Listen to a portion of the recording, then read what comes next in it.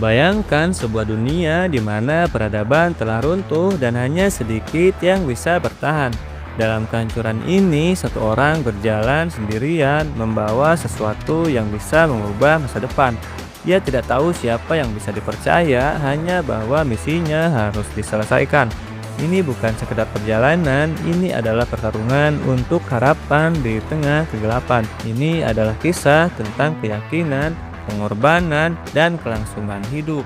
Dan inilah Sun Gokong, sang penyelamat dunia. Di tengah kehancuran ini, seorang pria berjalan sendirian. Langkahnya pelan tetapi pasti. Wajahnya tersembunyi di balik kacamata hitam yang melindunginya dari cahaya yang terlalu menyilaukan bagi siapapun yang masih bertahan di dunia ini. Eli berjalan selama bertahun-tahun selalu menuju barat. Ia tidak tahu dengan pasti mengapa ia harus ke sana. Hanya bahwa sebuah suara dalam dirinya terus membimbingnya. Suara yang telah ia dengar sejak hari kehancuran dunia, yang memerintahkannya untuk menjaga sesuatu yang lebih berharga daripada nyawanya sendiri. Ia menemukan sebuah bangunan tua yang tampaknya cukup kokoh untuk dijadikan tempat berlindung. Di dalamnya, ia menyapu lantai berdebu dengan kakinya, menciptakan ruang kecil untuk dirinya sendiri. Dari ranselnya, ia mengeluarkan sebuah buku dengan sampul kulit yang telah pudar. Jari-jarinya yang kasar menyentuh permukaan buku itu dengan hati-hati sebelum perlahan membukanya. Di dalam keheningan, Eli mulai membaca. Pagi berikutnya, Eli melanjutkan perjalanannya. Perutnya kosong, tetapi ia terbiasa dengan rasa lapar. Beberapa jam berjalan, ia melihat sesuatu di kejauhan, sebuah pemukiman yang masih berdiri. Dinding kayu kasar mengelilingi kota kecil itu, tanda bahwa tempat itu dihuni oleh orang-orang yang masih cukup kuat untuk mempertahankan diri. Eli memasuki kota dengan langkah hati-hati. Warga menatapnya dengan curiga. Mata mereka penuh dengan kewaspadaan. Di dunia seperti ini, tak ada yang percaya pada orang asing. Di pusat kota, sebuah bar berdiri di antara bangunan reyot lainnya. Eli masuk ke dalamnya mencari sesuatu yang bisa ditukar dengan air. Ia berjalan ke konter dan meletakkan satu-satunya barang berharga yang bisa ia tawarkan selain kain bersih. Di sudut ruangan, beberapa pria berbadan besar mengamati Eli dengan penuh minat. Mereka terbiasa merampok orang asing yang lemah, dan pria tua dengan ransel usang tampak seperti target mudah. Salah satu dari mereka berdiri dan berjalan mendekat, berusaha merampas ransel Eli. Kesalahan besar. Dalam sekejap, Eli bergerak, tangannya mencengkram pergelangan pria itu dan memelintirnya dengan kekuatan yang tidak terduga. Suara tulang patah terdengar diikuti oleh jeritan kesakitan.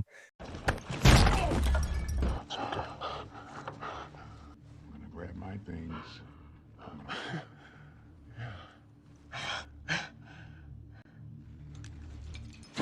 Semua orang di bar membisu, tak ada yang berani bergerak. Namun seseorang mengamati kejadian itu dari lantai atas dengan penuh perhatian. Carnage adalah penguasa kota ini dengan persediaan air yang ia kendalikan. Ia memiliki kekuasaan yang tak terbantahkan atas semua yang tinggal di sini.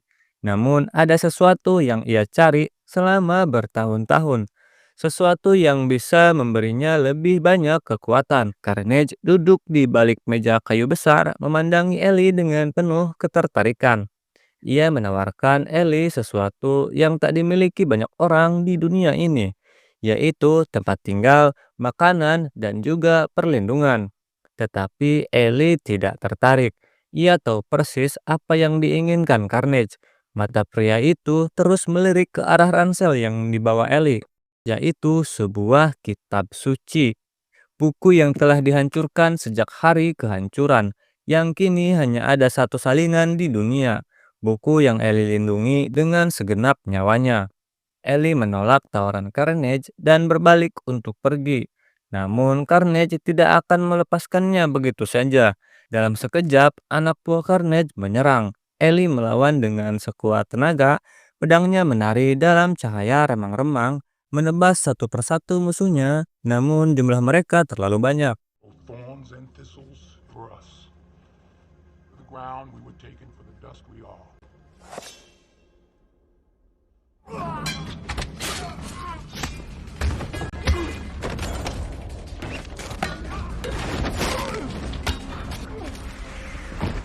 Saat peluru pertama menghantam bahunya, Ellie tahu ia harus pergi.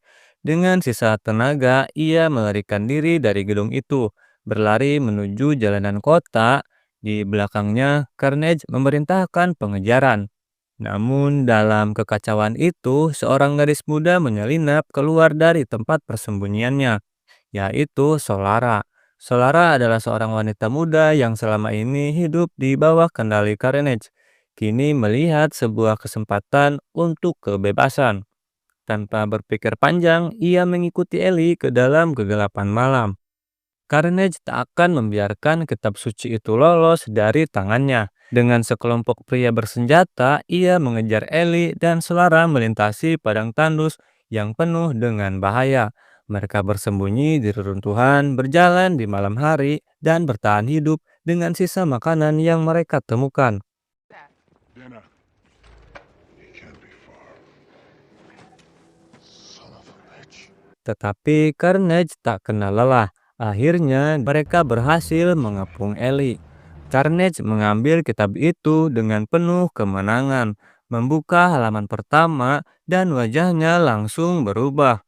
Buku itu ditulis dalam huruf Braille, tanpa seseorang yang bisa membacanya. Buku itu tidak lebih dari sekumpulan halaman kosong. He can't be. It's impossible! He can't be!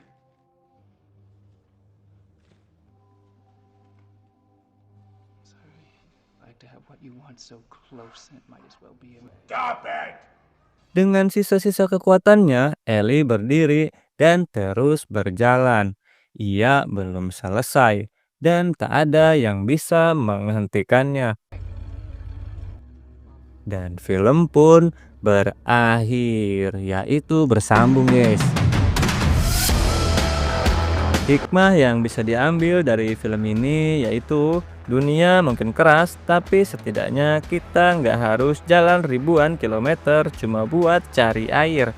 Jadi santai aja, nikmati hidup, dan jangan lupa cas HP biar nggak kayak bot pas jalan-jalan sama teman kalian. Gitu aja, semoga kalian suka videonya, dan bye-bye.